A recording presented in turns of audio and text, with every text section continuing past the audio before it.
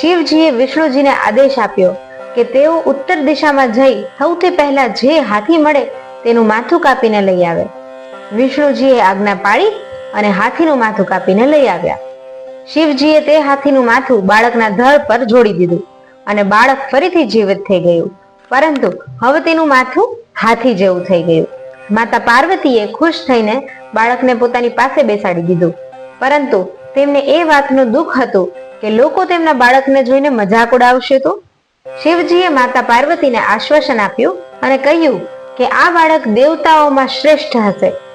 બ્રહ્મા, વિષ્ણુ, મહેશ પણ આ બાળકને આશીર્વાદ આપ્યા અને તેમને દેવતાઓનો અધ્યક્ષ બનાવ્યા. શિવજીએ બાળકને આશીર્વાદ આપતા કહ્યું, હે ગણેશ, તું વિઘ્નહર્તા છે. તારા વિના કોઈ શુભ કાર્યની શરૂઆત થઈ શકશે નહીં.